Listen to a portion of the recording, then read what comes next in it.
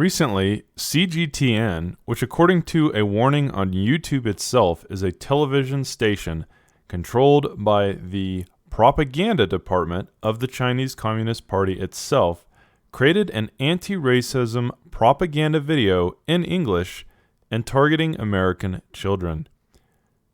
You may ask yourself what the People's Republic of China, a nation responsible for some of the most egregious crimes against humanity of any civilization on Earth, and potentially the most racist government that has ever existed, is doing, making videos preaching to American children about the virtues of being anti-racist. Racism is passed down from generation to generation. What can you do as parents to break this pattern? How can you teach your kids about race and racism? Here is some practical advice. Talk about it. You can use examples from daily life and the news. Mommy, that boy has brown skin. That's right. Everybody has something called melanin in their skin, which makes us come in all different colors. But under the skin, we are all the same. Isn't it wonderful that the world has so many different kinds of people? It may be tempting to try to hide the news from kids, but it's better to tackle things head on. There are things happening that are making us sad and angry. Unfortunately, some police made bad choices because of the color of someone's skin. For children in elementary school, you can focus on fairness. It's an idea they can understand. Some people don't like other people just because of the color of their skin. And it's not fair because we're all the same underneath. As kids get older, you can add more details. Because some people aren't fair, black people have gotten fewer opportunities than other people. So they have less money to buy food and take care of their needs. Black people also tend to get sick more often because they can't afford doctors or medicine. And black people are hurt by police officers at a higher rate than other people. When kids link race with value judgments, don't get angry and shut them down. Instead, probe to find out where these ideas are coming from. I only like princesses who look like Ariel, and I don't like Moana's brown hair and skin. That's interesting. Why do you think that? You can also show your kids how racist ideas hurt people. You can't be Spider-Man. You are black. Unfortunately, most children's books and shows center around white characters, but some don't if you make an effort to look for them. Lead by example and add diversity to different parts of your life. Take part in activities likely to have a diverse group of people. Hello! Hi! Remember, being not racist just keeps things the way they are now. By being anti-racist, you can help lead our children to a brighter future.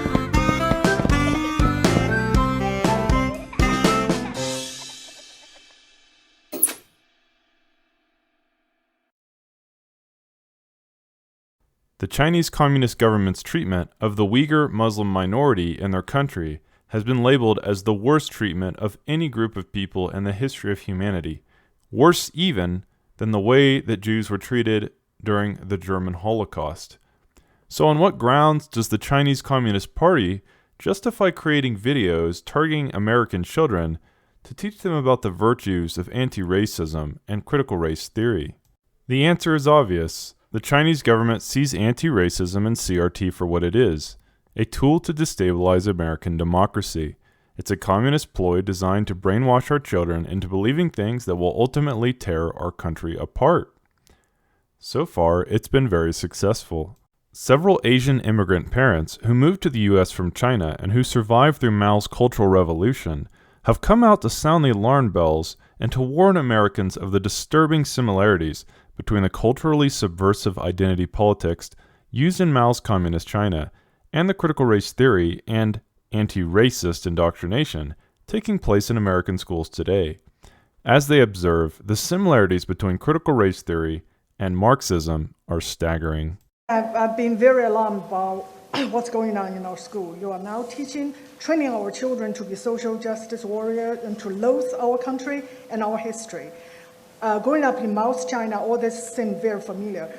The communist regime used the same critical theory to divide people. The only difference is they use class instead of race. During the Cultural Revolution, I witnessed students and teachers turn against each other. We changed school names to be politically correct. We were taught to denounce our heritage. The Red Guards destroy anything that is not communist, old statues, books, and anything else. We are also encouraged to report on each other, just like the Student Equity Ambassador Program and the bias reporting system. This is indeed the American version of the Chinese Cultural Revolution.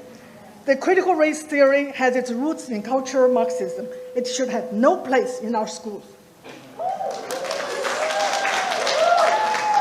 I just want to let the American people know that what's going on in our school and in our country is really a replay of the Cultural Revolution in China. And I want people to see there's similarities, and the similarities are terrifying. They use the same ideology and same methodology, even the same vocabulary, and with the same goal. The ideology is cultural Marxism, and we were divided into groups as oppressor and oppressed. And here we use race, and there they use class. And the people here who have a different review were labeled racist. But in the Cultural Revolution, the label is counter-revolutionary. So it is a hat that fits all. The vocabulary is even the same, wokeness. And to be specific, we used class wokeness. In Chinese, it is 阶级觉悟. Your level of wokeness determine your chance to get promotion or to get benefit. And I just want people to know that the freedom is fragile, and we can lose it any time if we don't defend it. And there's a lot of Chinese Americans who have the same experience and share my point of view. And I know that more and more people will step up and share their stories and tell the American people critical race theory is not anti-racism. It itself is racist. It's divisive, it's destructive, and it is dangerous. Despite the fact that modern critical race theorists stringently deny any association to its Marxist roots, there's a huge problem for CRT advocates. Marxism appears over and over as an inspiration and an ideological foundation from which the writers of critical race theory continually borrow. In an article for Newsweek titled "Critical Race Theory is Repackaged Marxism," Liz Wheeler writes, "Critical race theory isn't a theory at all, nor is it a perspective of teaching history. It's an attempt to revive a failed Marxist agenda. Critical race theory is an offshoot of critical theory, the brainchild of the Frankfurt School, a group of 20th century Marxists associated with the Institute for Social Research."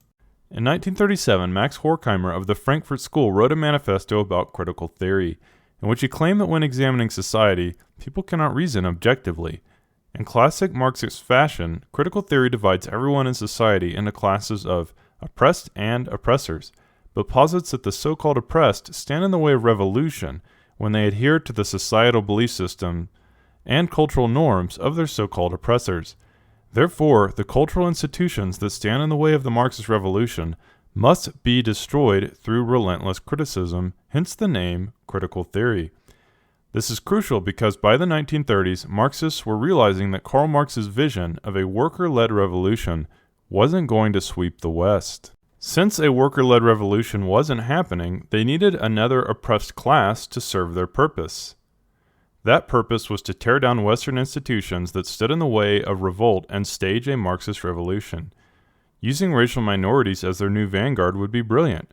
Who better to re-educate than a demographic of people whose ancestors had suffered oppression in America based on their skin color?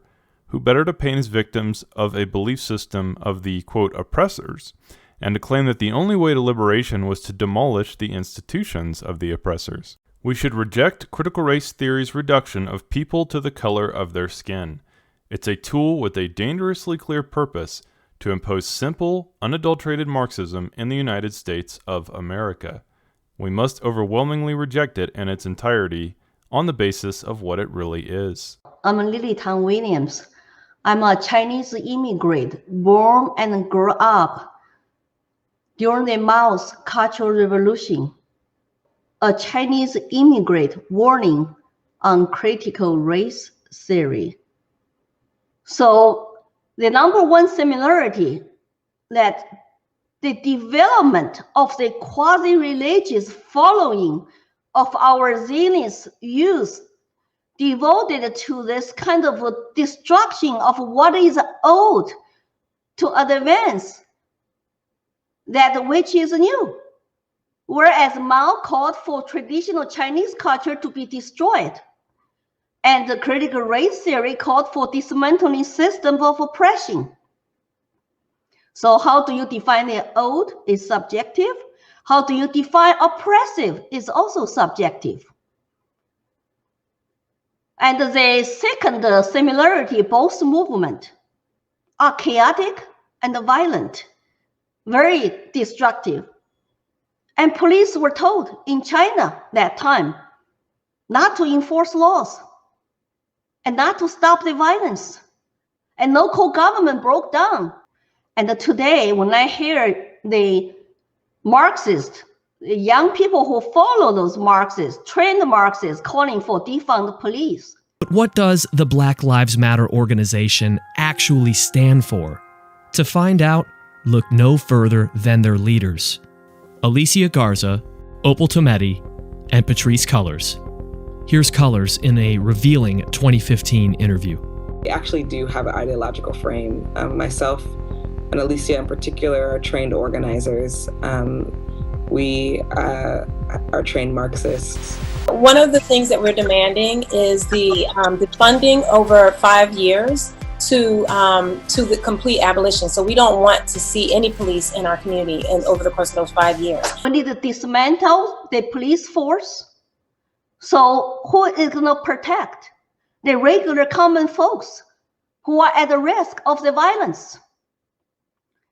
Another similarity is that both ideologies reduce complicated problems to a simple two groups of people divided into oppressor group, which is white, according to critical race theory, and oppressed group, which are people of color.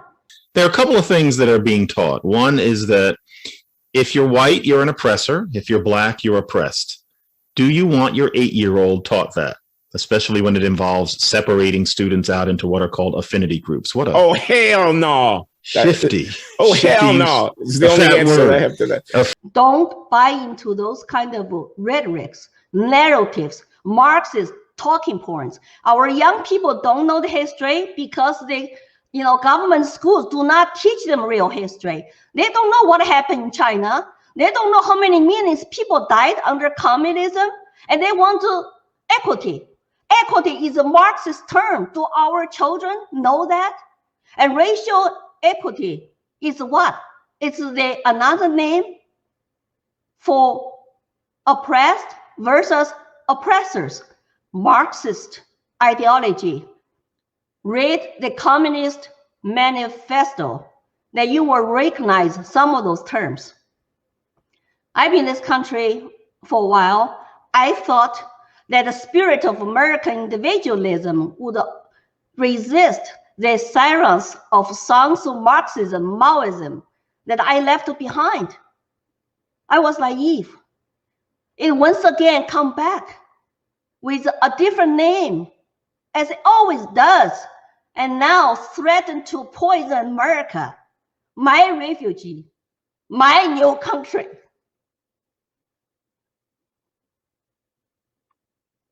So I'm very worried. I want you to fight back. I do want to tell you, if you are silenced, you're afraid, I understand. You're afraid to be called racist. You're afraid to lose your jobs.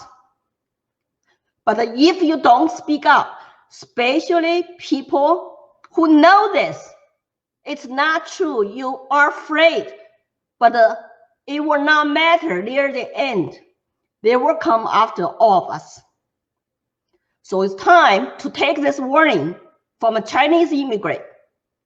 Fight back.